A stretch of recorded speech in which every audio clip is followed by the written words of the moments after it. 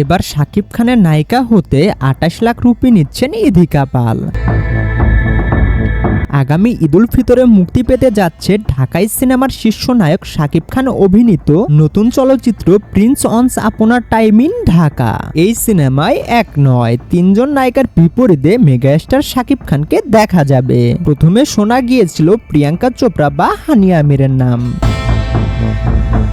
শেষ পর্যন্ত চূড়ান্ত হয়েছে ওপার বাংলার জনপ্রিয় অভিনেত্রী ইধিকা পালের নাম। বিশ্বস্ত সূত্রে জানা গেছে প্রিন্স সিনেমার নায়িকা হিসেবে ইধিকা পালকে চূড়ান্ত করা হয়েছে। সবকিছু প্রায় নির্ধারিত, এখন শুধু আনুষ্ঠানিক ঘোষণার অপেক্ষা। আরও জানা গেছে প্রায় ২৮ লাখ ভারতীয় রুপিতে ইধিকা পালের সঙ্গে চুক্তি সম্পূর্ণ করা হয়েছে, যার মধ্যে ১৫ লাখ রুপি ইতিমধ্যেই পরিশোধ করা হয়েছে। এবং আরও জানা গেছে প্রিন্স সিনেমাতে ছোট পর্দার অভিনেত্রী তাসনিয়া ফারিন এবং ভারতীয় অভিনেত্রী রুক্মিণীকেও দেখা যাবে।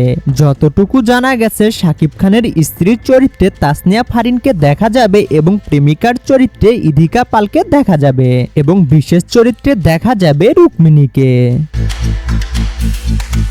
৯০ দশকের ঢাকার আন্ডারওয়ার্ল্ড ঘিরে নির্মাণ এই ক্রাইম অ্যাকশন ধর্মী সিনেমাটি পরিচালনায় থাকছেন দেশীয় গুণী নির্মাতা আবু হায়াত মাহমুদ। ডিসেম্বরের ১ তারিখে ভারতীয় রামোজি ফিল্ম সিটিতে শুরু হবে প্রিন্স সিনেমাটির শুটিং।